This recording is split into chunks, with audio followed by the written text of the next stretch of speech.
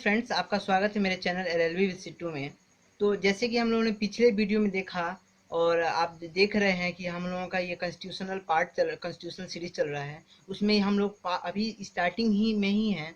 अभी हम लोग पार्ट 1 देख रहे हैं, भारतीय संविधान का पार्ट 1 देख रहे हैं, इंडियन कॉन्स्टिट्यूशन का पार्ट 1 देख रहे हैं, जिसमें जो 1 से लेकर के 4 तक होता है। ये वीडियो यह चीज़ के बारे में मैंने आपको बहुत पहले बता चुका है। जब स्टार्टिंग में हम बता रहे थे आपको स्टार्टिंग में ही। तो स्टार्टिंग में आप लोगों ने देखा कि कैसे मैंने बताया कि पार्ट क्या होता है, कितना चैप्टर है, कितना पार्ट है, क्या है, कैसे है। तो आप जो आइकन दिख रहा है ऊपर में, आप उसको क्लिक करेंगे तो आपको दिख जाएगा। तो ये पार्ट 1 का सबसे आखिरी जो आर्टिकल है वो आर्टिकल 4 है। पार्ट 1 का आखिरी जो अनुच्छेद है वो चौथा अनुच्छेद है। भारतीय संविधान का चौथा अनुच्छेद जो पार्ट 1 में है उसके बारे में हम लोग देखेंगे।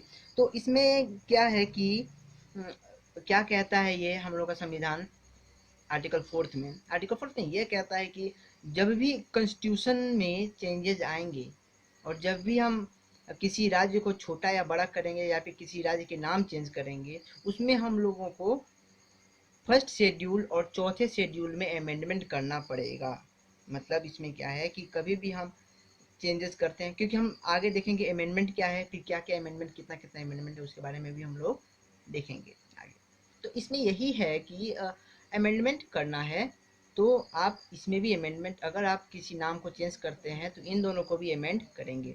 ठीक है।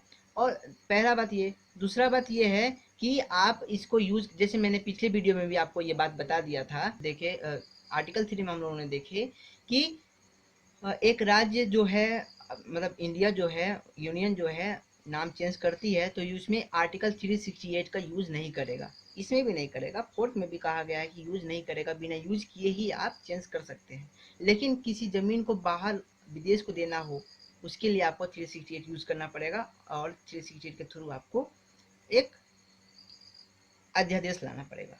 तो इसमें क्या है कि जो आर्टिकल 2 और आर्टिकल 3 के लिए, जो आर्टिकल 2 और आर्टिकल 3 के लिए, या फिर किसी फॉरेन ज़मीन को आप लेते हैं या फिर अपने ज़मीन को आप 2 टुकड़ा में करते हैं या फिर नाम चेंज करते हैं, ये सब चीज़ों के लिए अंदर राज्य के अंदर जो भी कुछ घटित हो रहा है, इन दोनों आर्टिकल के लिए आपको क्या करना पड़ेगा, आपको यह करना पड़ेगा, सिंपल मेजोरिटी चाहिए। इसके लिए क्या चाहिए, सिंपल मेजोरिटी चाहिए कि आसानी से काम हो जाए। या सिंपल मेजोरिटी, क्योंकि ये प्रोसीड्यूर होता है अमेंडमेंट करने का, संविधान में बिल पास होता है, कैसा होता है कैसा नहीं होता है, उसके बारे में हम लोग आगे आगे पढ़ते जाएंगे।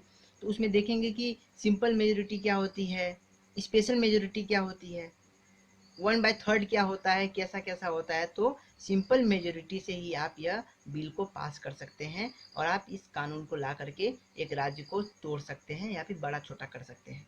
ठीक है। बहुत सिंपल सा था, बहुत छोटा था। आप देखेंगे कि प्रोविजन में बहुत बड़ा लिखा हुआ है। हमारे कॉन्स्टिट्यूशन को खोलेंगे तो पार्ट 4 देखेगा कि बहुत बड़ा है, लेकिन इतना बड़ा में बस फल क्या है, छोटा सा है।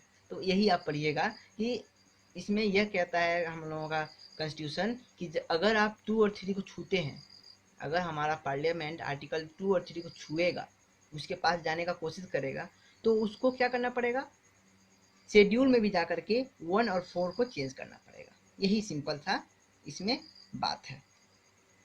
और ये इसी पे हम लोगों का पार्ट 1, संविधान का पार्ट 1 खत्म होता है। हम लोग पार्ट 1 में क्या क्या देखे, article 1, article 2, article 3 and article 4। यही हम लोग का संविधान का पहला पार्ट जो है वो खत्म होता है। अब अगले वीडियो से मैं दूसरा पार्ट शुरू करूँगा।